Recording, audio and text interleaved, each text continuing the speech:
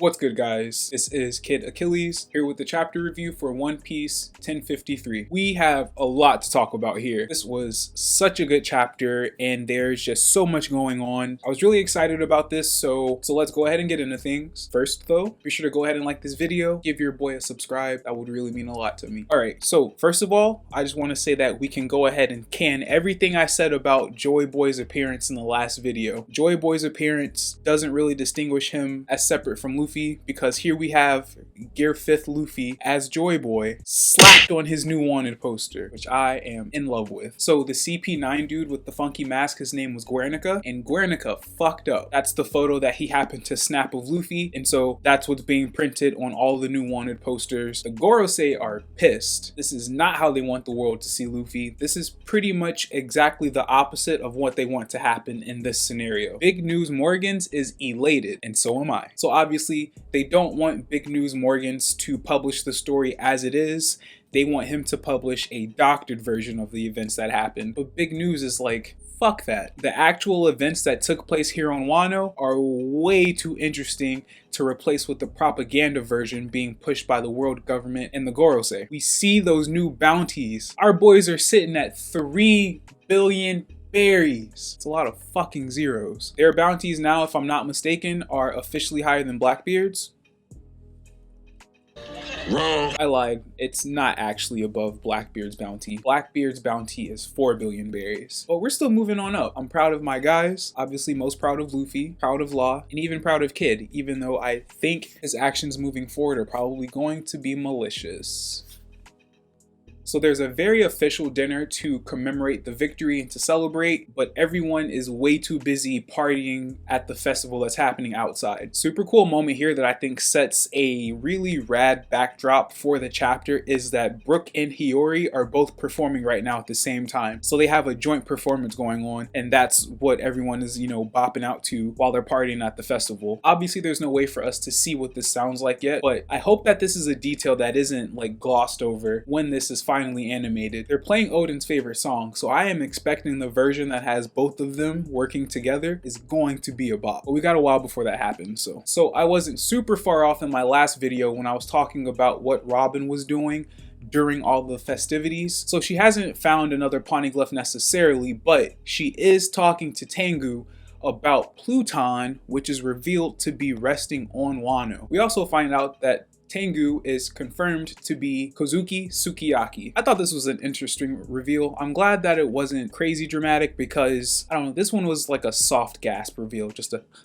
nothing too crazy, but I'm glad that this loose end is kind of tied up as to the mystery of who Tengu really is. But anyway, it's a really big deal that Pluton is on Wano. We know that Pluton is a warship built during the Void Century. We know that Frankie destroyed the blueprints for the Pluton, and the only reason that the blueprints for the Pluton were necessary were so that they could make more of Pluton to defend against the original one if it ever was to wake up. So knowing it's on Wano kind of ups the stakes a little bit before we leave, because if this is information that the world government has, then there may be some other sources that have it too. So while we are still on Wano for a few reasons, I'm still a little anxious. Until we put Wano behind us, I don't think we can afford to let our guard down. There's a lot that still needs to go on here, I think. Green Bull, baby! Green Bull is on some poison ivy, like swamp thing type shit. He's desiccating all of Kaido's crew, including King and Queen. Now, initially, I thought that maybe he was just weakening them even more to take them in to HQ,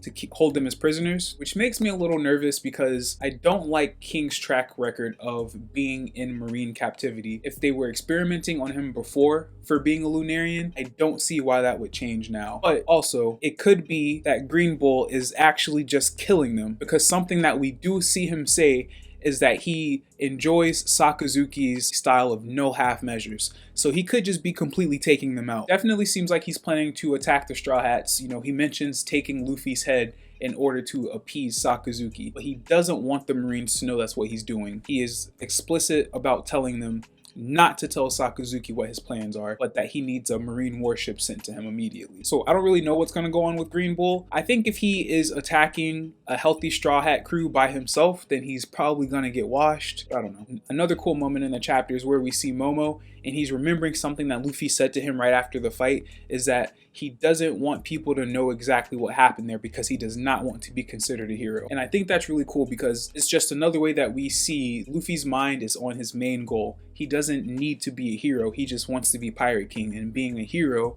does not align with his ultimate goal. Now, I think this is really cool because it definitely shows us the difference between Luffy and Kid, because Kid is someone who is very much searching for that external validation, wants to be considered, among the best, and I don't think that he would shy away from receiving notoriety for having taken down one of the strongest emperors. Now, Luffy does want to be Pirate King, but of course that's not for notoriety. That's just the most ideal way for him to give himself and everyone else an ideal lifestyle. With that being said, I did really love the Kid scene where Luffy is just like celebrating in the capital and Kid is like fully ready to attack him, and he's just so busy celebrating that he doesn't see it as an attack at all, and he wraps his arm around Kid, and then there's like the big firework, and so it just looks like they're like celebrating that the whole time. Kid is like fuming pissed because Luffy has officially been named an emperor, but Kid has not.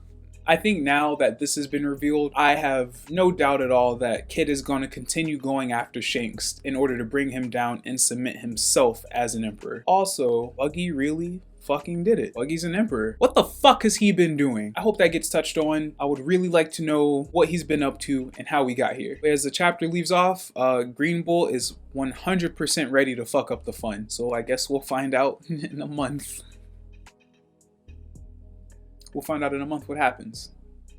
So I was talking with my buddy Hawk, shout outs to Hawk, and we were discussing what's going to happen now between Luffy and Kid, but not only between Luffy and Kid, but with Luffy, Kid, and Green Bull on Wano. I think the dynamic between Luffy and Kid is probably about to get a little more strained. I don't think it's going to be as carefree and friendly as it's been. We were also talking about like what maybe is going to happen if Green Bull should see Luffy and Kid together, because they are kind of hanging out right now, and how that lends itself to the events that are going to be unfolding here next. Also, where the fuck are the Big Mom pirates? Marco smacked them off the waterfall, and we haven't really heard from them since. So I would love to know where they're at right now. And in the context of what's going on with Buggy, since during this time, Buggy has obviously done some things that have made him Yonko worthy. So what is now going on with Weevil, Oa Hancock, and Mihawk? What exactly did Buggy do to become Yonko worthy during this time? And what has happened with them? I'm definitely hoping that, these questions get answered pretty soon when we come back from this break. In the meantime, since I won't be doing chapter reviews,